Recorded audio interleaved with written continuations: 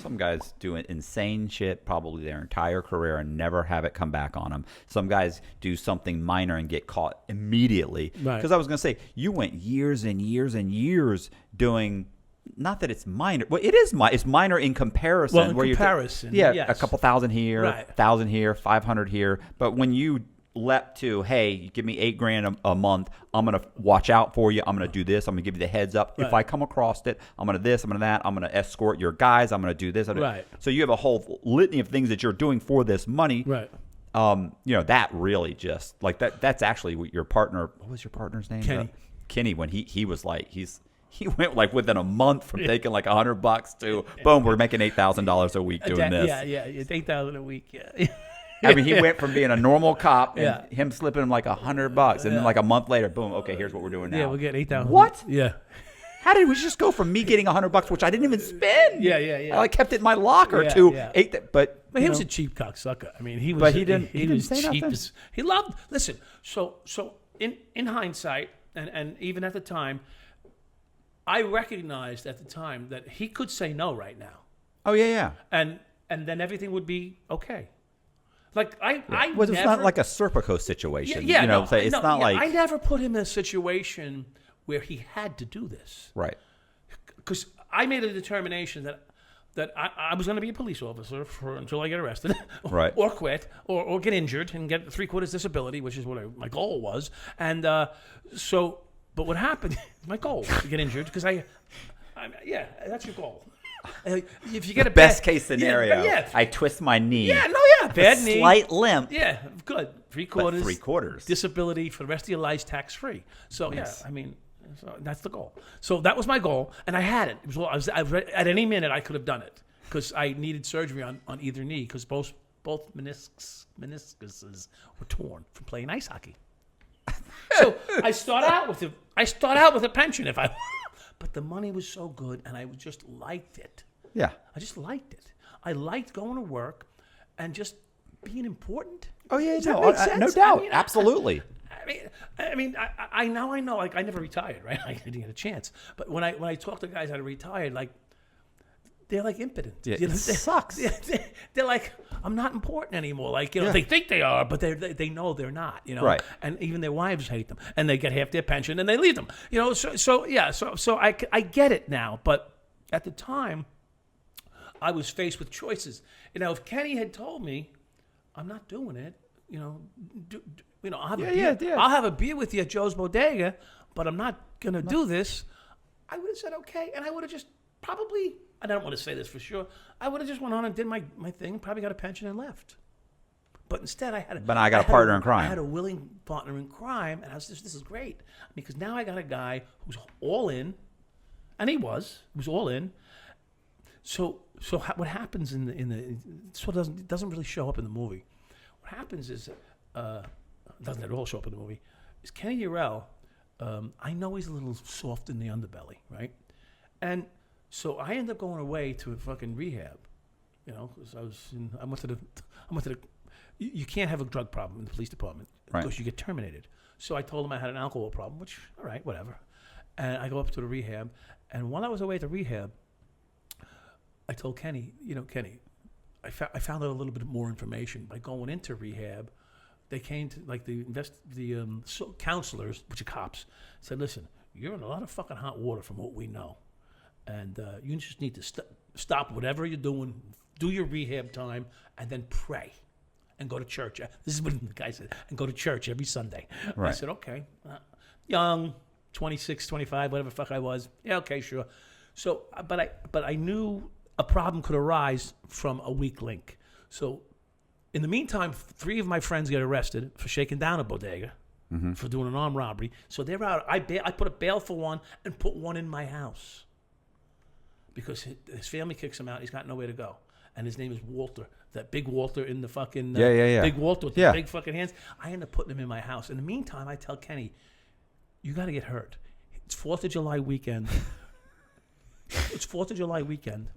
I'm in a rehab. We just came home from rehab, and Kenny's not getting any patrol assignments because if you go on patrol, you're going to get hurt, right? Because it's arrest. Every day there's an arrest.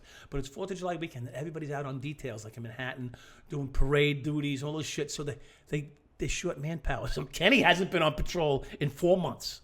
Not one day. What's he doing? He's in the station house. Okay. Doing Paperwork. Yeah, phone answering, clerical shit, because they don't want him out there. 4th of July weekend, they're short. They put him in a car for his first day. He makes an arrest. Some kind of fence was involved, whatever. Grabs a mooch, brings him in, and goes into the bathroom and breaks his hand on the sink. And he already broke it once before. So now he goes, bang! He fucking slams it on the porcelain sink, breaks it because he's left-handed. He breaks his fucking hand. He goes in and tells the fucking boss, he says, I'm making the arrest. I got hurt grabbing this guy over the fence, whatever. No one gives a fuck. They're not thinking. Yeah. They're not thinking he's under investigation. He needs to get the fuck off the job. He breaks his hand. He never goes. One day on patrol, breaks his wrist, never goes back to work. He gets a 3/4 disability pension. I get it for him because my uncle runs the pension section, right? He gets medically approved because you can't have a cop with a bad wrist that has broken now twice in the last, like, say, 6 years. Right. Because now he's going to be shooting a gun. What if his wrist goes bad in the middle of shooting a gun and kills the kid instead of the old man? You're right. So they approve him medically. Now it's supposed to take a year to 2 to get released through the pension system. I call my uncle up. I say, Unc, Kenny was just approved yesterday. He goes, okay, it's going to take 30 days. He goes from the bottom of the pile to the top of the pile, and he's fucking walking out the door. And who's walking in? Because you go before the pension board. The pension board, boom, approved. You're done. He's walking out the door. In comes Trimboli, the guy that was following me for fucking years, eating pasta dinner in front of my house. His wife kicking him out the door. He's walking in to interview him. And Trimboli goes, Urel. He goes, I wasn't there, but I was told. Yeah. He says to him, what are you doing here? He says, I'm sorry, Sarge. I got nothing to say to you. Yeah. He goes, what do you mean? He goes, I'm off the job. I'm retired, 3/4 disability. He goes, I wanted to ask you about Dowd. He goes, I'd love to tell you. He says, but I'm not required to talk to you right now. I'm done. Gotta go. But like the love to tell you thing was in there, you know? Yeah. He wanted to tell him. So he leaves. He gets his 3/4 disability. Now he's sitting at home bored. He likes the action. That's he likes the action. Okay. He likes the action. So I'm running around now. I've made it through the rehab 2 years. I went to 2 years of rehabs work, and then Kenny is calling me up. I need some work. I need some bricks. I need something. I didn't know he was involved in fucking drugs. Right. I had no idea. Was he before, or this is just something he decided to do? So what happened was this. This story is so fucking... Yeah. His cousin was a cop in the 7-3, was bringing home shit they were stealing from the drug dealers. Right. Giving it to Kenny, and Kenny was selling it. I had no idea. So one day he says to me, Mike, could you help me get a piece of fucking, big 8, whatever they want, a half a key. I go, of course I can. So he goes, okay. Anyway, I go to his house to pick up the money, and they're there. The cops are everywhere, like plainclothes. So he doesn't know it. I go, Kenny, your fucking house is hot as fucking pistol. He goes, what do you mean? I go, there's cops all over the place here. He goes, I just left your house, and 2 cops were following me. He goes, how do you know they were cops? I said, Kenny, I left your house. I circled the block. They fucking 2 cops' cars was the plainclothes follow me, twisting, going different directions. He says, Mike, they've been following you for 5 fucking years. He said, they're probably still following you. I go, I don't know, Kenny. This seemed a little different. P.S. He hangs up. I leave his house. I get in the car, go to work, pick up the kilo, whatever. He gets on the phone. I don't know this. I'm not there. It comes up later on. And he's on the phone. His phone's tapped. He's calling the 7-3 precinct to have his cousin run a license plate. The license plate comes back to Suffolk County Police Department.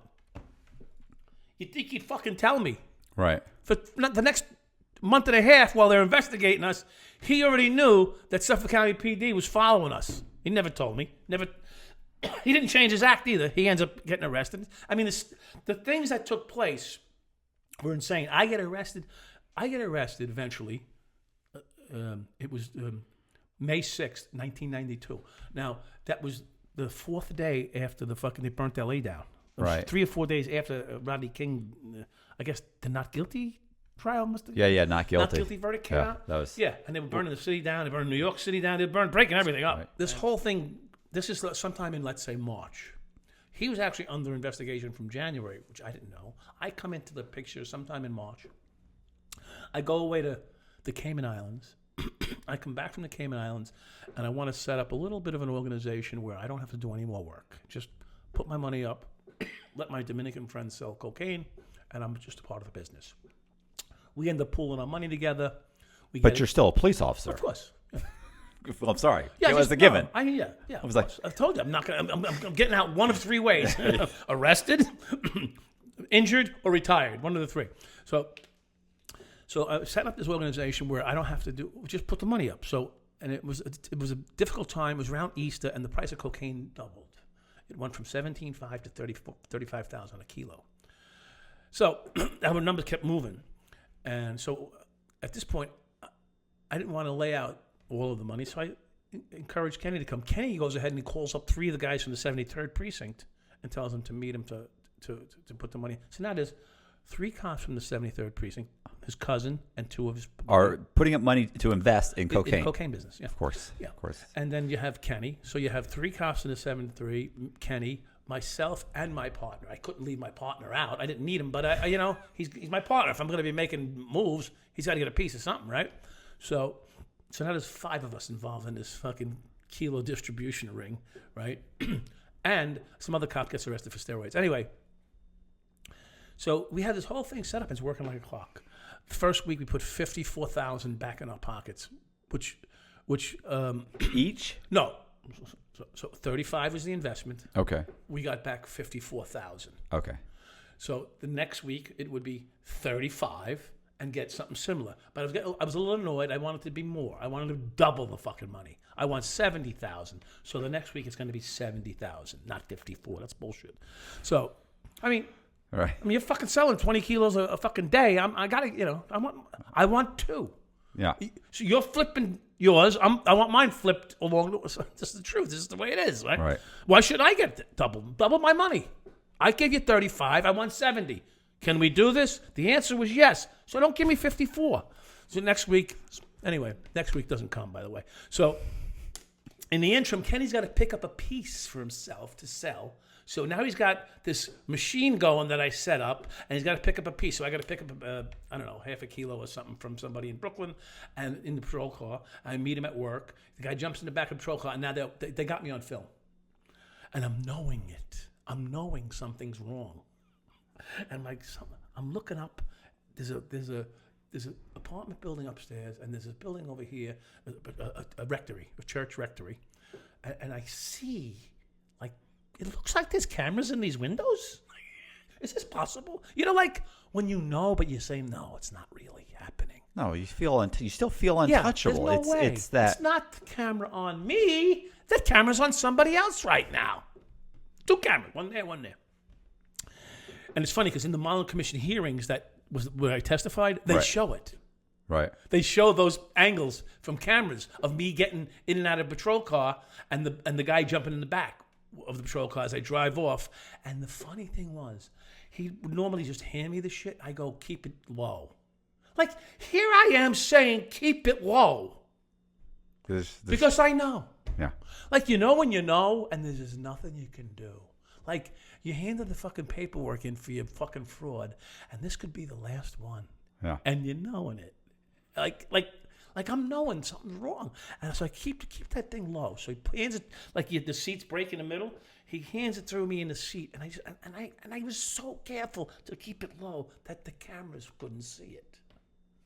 And of course we're driving, so the cameras are not, they're stationary. Right. I mean, think about what I'm telling you. I know I'm being filmed in uniform, receiving kilos from a guy that's a Colombian and I just take it and it's good stuff. It sucked, but it was better than nothing. And the price was a premium. I get the shit. I drive around the block. I meet Kenny. I give it to Kenny, and there's a car parked behind Kenny. And I see the car. Kenny doesn't see it. I see it. He goes home with the fucking package. I do patrol, and I don't get called. Like, the whole time, there's no radio runs for me. For 2 days now, there's been no radio runs for me. So I've been, like, I'm on patrol, and there's no calls for my sector for 2 days. Does that ever happen before? Never. No, Never happened. Not even before. a day. No. And I was by the way, I'm in a less busy place now. Right. I've gone to rehab, and now instead of going back to the 7-5, I'm now in the 9-4 precinct, which is heaven. Anyway, heaven for patrol work. Like, right. Oh my God, the cat in the fucking tree type thing, you know? Well, the drunk Polish guy, but in the wrong house. They go to the wrong house. And it's the same house, but it's on the wrong block. You know, they were a block off. And that's my night, you know? So, and I'm getting no calls. And then all of a sudden, we get a call. So, what am I? 9-4 Henry. 9-4 Henry. Yeah.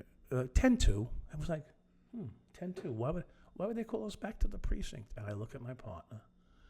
I mean, we've done nothing wrong here today. We've done nothing wrong here today. You know, I maybe dropped half a kilo. It's not, no one's business, you know. I mean, you didn't tell anybody. I didn't tell anybody. We're good. So I drive back to the precinct, but I go the wrong way on a one-way street to the precinct, which is the first time I ever did this. But it's just by accident? No, something's not right. I'm driving to my maker right now, and I'm like, something's not right. And I see this car as I'm pulling up to the precinct. Now, the car's facing it's one way. The car's facing this way, and I'm pulling up this way. And I look, and there's two guys sitting in the front seat of the car. Plain clothes. I'm like, that's a little odd, huh? So I pull in. I just had gotten like 2 big gulps filled with vodka and 7-Up. Absolute big ones like this. Took a big hit off of one. I did a couple of bumps. Was doing good, right? Get out of the car. I walk into the precinct, and I hear footsteps behind me. And I'm like, don't turn around. This can't be good. This just can't be good news. So it's like I know I'm walking in to the end. Yeah. But you know, there's nothing you can do. There's nothing you can do. If it's over, it's over. It's happening. There's no move you can make during this process that changes anything. Except get back in the patrol car and drive to Pennsylvania, maybe, right. or Canada. Yeah, one of the two. So I'm like, okay. So I walk up to the desk, and I go, "What's up, Sarge? You said 10-2." And the sergeant at the desk is like mortified. He goes, "Go to the captain. He wants to speak to you." It's set up. This is a setup. He knows he's setting me up. He just doesn't know what to do. No, there's nothing. There's nothing. He's following orders. So he points. We turn around to go to the captain's office, and up comes these 2 detectives from Internal Affairs with their trench coats on and their fucking badges. This is the Lieutenant so-and-so, and blah, blah, blah. We're taking you for a department-ordered drug test. I'm like, that's all? This is perfect. My career ends here. Right. It's over. I'm going to go downstairs and change. Put my shit on, my civilian clothes, go take the piss test, fail, and go home. Didn't work out. It didn't work out that way. But, so I'm getting dressed downstairs. Now that they've ordered us downstairs, the scene is insane. I'm downstairs trying to get dressed, and the cop, plainclothes detective, is almost humping me. He's so close. I can't move. I'm trying to. I go, am I under arrest? I know something's wrong here. Am I under arrest? He goes, no, why would you say that? I said, because you're so close to me, I couldn't bend my knee to take my pants off to put my civilian clothes on. So he goes, no. So I go, well, would you back up? Because now I'm getting pissed. Would you back up? So he goes like this. So he went from here to here. He gave me like an inch more room.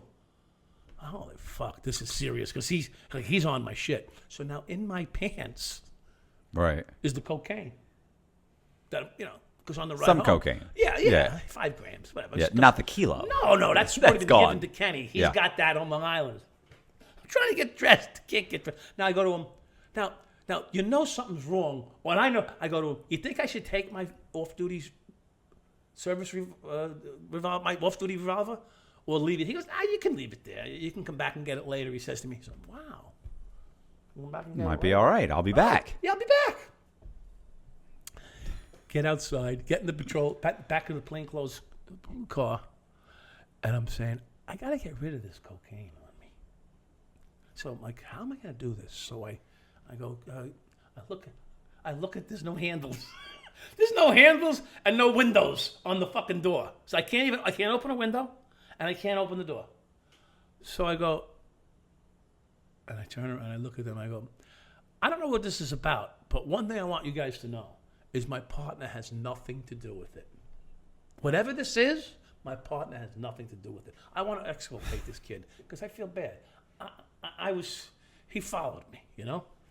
And I love the guy. And he's the godfather of my kid. And if I go down, at least someone can survive this, right? Not. But anyway, don't you worry about him. He's got his own things. Now, he's already been arrested for murder and beat the charge, okay? So that's why we're together. Because no one will work with him and no one will work with me. So this is so much I skipped to get to this point. Yeah. So now we're in the back of, so how am I going to get rid of this fucking cocaine? Because God forbid I do get pinched. I might get pinched here, right? So, but God forbid. So you're going to fail the piss test anyway for cocaine. Yeah, it's going to fucking light up the fucking, it's going to light it up. I just took a bump a couple minutes ago, so it's good. And yesterday and the day before, it's good. So I go, I'm going to smoke a cigarette. They go, okay, yeah, no problem. I smoked that cigarette, and then I smoked another one right behind it. There was a layer of fog inside the fucking car. You guys, can you open a window? I want them to open the fucking window. I mean, this is like a 15-minute drive from there to Jamaica where we're going to go take the piss test. They didn't open the fucking window once, so I said, okay, no problem. When I get out in Jamaica, or Jackson Heights is where the Left Rack City. I'm going over to Left Rack City where the police has their medical office. I mean, you got to understand. Police medical office, okay? Like, they have their own medical division, okay? It's like fucking, because there's 35,000 cops. They have that medical division. They have 2 floors of an office, 4 floors of an office building with like 700 offices in it. This is just, it's massive. It's a massive bureaucracy.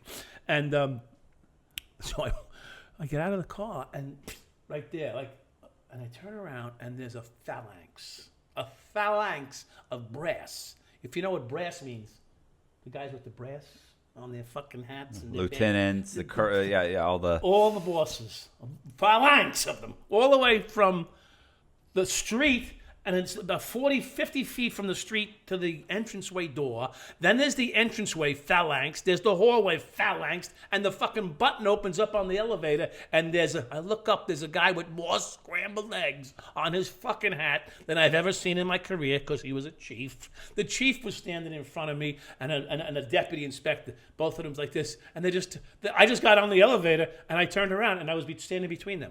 I don't know who they are. And then the guys that brought me in went up, so there was 4 of us in the elevator, opened up the elevator on the 16th floor, I think it was, and sure enough, another half a dozen scrambled eggs on each side, phalanxing me into... Did you realize at this point this is for you, or are you still thinking this is just coincidence? Is it overwhelmingly obvious this is here for me? They're doing this.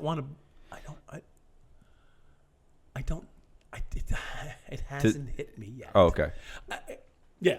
You just think this is weird. This is weird. Yeah. Because I don't know that there's 6 cops getting arrested. Right. And there's been an ongoing investigation. Well, you knew there was but you didn't realize it was this. They've been investigating me for 5 years. You didn't realize it was this massive. How long were they investigating you, right? Forever. Right. So for 5 years, I've been dealing with this shit. It's no big deal. Right. This is fake. These 147 cops from Internal Affairs are on my case. And I think I'm seeing shadows. I think it's paranoia. But it's not. It's real. But I'm thinking I'm crazy. So now they're all in uniform, phalanx in this place. I open up the door, and there's this lieutenant who's been after me for fucking 4 years. Because he tried to fucking piss test me out 4 years ago. Or 5 years ago, whatever the fuck it was. And he's standing there with this grin on his face, and he goes... Okay, Dowd, I got you here. It's a whole, with an H, I forget his fucking name. I'm going to fucking smack him. Anyway, because he's a prick. He yelled at me one time, get in here now. I says, what do you mean, get in here now?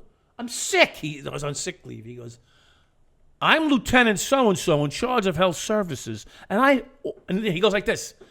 And I'm ordering this officer, like he pulls the phone away, and I'm ordering this officer to get in here today by noon, and he's saying he's sick. I know you're sick, officer. I'm telling you to get, like, you can tell it. I'm telling you to get in here now. He's like, could you imagine? Like, can you imagine this guy's dude, all right, I'm on my fucking way. I get there, and they bring me into psych services, and I ended up going away to the farm for 2 years. But anyway, so he's there now, and he's got me. He's got to get me to piss because they tried to do it to me before, but I fucking beat them. See, so I beat them, and I can't beat this. So I'm about to piss. I think I'm going to piss and go home. So I take the piss. I go, I'm drunk now because I'm fucking drunk. Now the drink is hitting me, right? And I'm realizing, it's just going to be over. It's good. Like, I can go home. I'm going to go home and just kvetch with the family and say, what am I going to do now with the rest of my life? So here I am. The guys finally got me to take the piss test. I piss in his cup. I'm like, I'm happy it's over. We'll see you tomorrow. Have a nice night.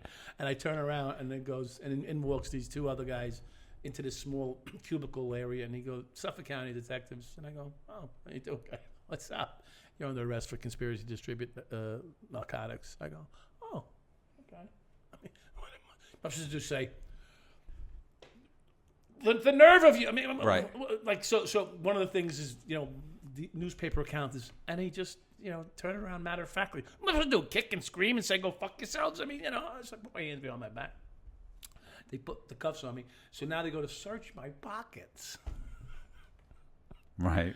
And I got that cocaine in my pocket that I couldn't get rid of yet. Fucking the 14 times I tried to move it out. And the guy goes, oh, look at this. What we got here? And I go, yeah, I got a little problem. What do you? I got a little bit of a problem. What else? What so right. What? So tough to that. So back at the patrol car, now they're taking me out to Suffolk County because that's where they're booking me. See, the whole thing here is the city's pissed off, right? Because they didn't get their guy.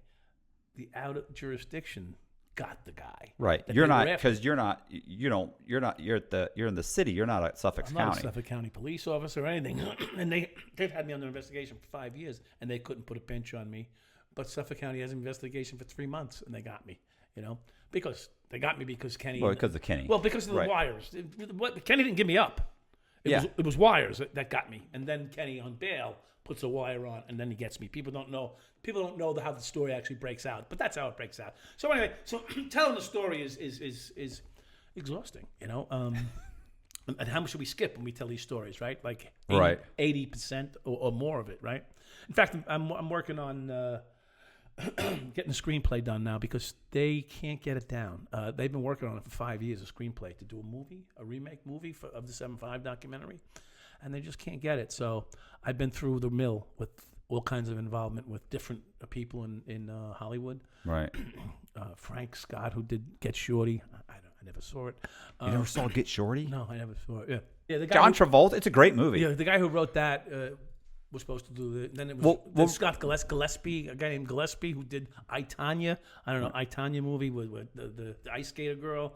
The ice skater. Like Tonya for Tonya Harding. Tonya Harding, yeah. Okay. Well, wait, real quick. How much time did you get? I got 14. Well, so I ended up getting a 168-month sentence. Right. Okay. Yeah, 14 years. And then you went to prison, obviously. Yeah, I went to prison. I started out I did MCC for 2 years waiting to be sentenced. When you got grabbed, did you ever get out on bond? No. From Suffolk County, I did. Right. But then when I was out and they set me up to the feds, no bond. Yeah. I could have tried to get bond, but my lawyer's like, dude, you're going to do some time, so you might as well start now. Yeah. That's exactly what he said. Yeah, that's true. All right. Unless you're mounting, there's no reason to be out unless you're mounting a defense, like you're trying to go to trial, but you can't go to trial. So to be fair, I was going to go to trial because the first plea offer was 24 to 30 years. And you know what that's like, I'm like, who the fuck did I kill? Right. So knowing that I was going to do some time, I was shocked to see their first plea. They don't call them offers; they call them agreements. Like the first plea agreement was for 30 years. And I said, I'm not fucking doing that. I'm going to might as well go to try. Might as well try. I might as well go to trial. So that's what was my approach for the first 6 months or so, and then they knocked it down to like 24, and then they knocked it down to 17. And I still said, you know what? I ain't doing 17 years without going to trial for it. Fuck it. So I pushed it and pushed it. It probably lasted a little over a year, and then the Mullen Commission people came to me and said, we'll write a letter to your judge for you if you help us. And so I turned them down twice, and the third time they came to me was shortly after they said I did 9 murders in the ghetto. And I'm like, okay, well, this is the newspaper, still, What just bullshit? Yeah, I mean, I know it's bullshit, but I'm saying, where did they come up with that? Just Somebody said something. They're looking for. There's 9 murders that they can't figure out around this period of time when I had a brand new 9mm gun, and they were all 9mm murders. I mean, in the ghetto, everybody gets killed with a 9mm. Right. But anyway, so they were investigating me and my partner for 9 murders, specifically me, I guess, because Kenny's like a good guy, and so it was all over the news.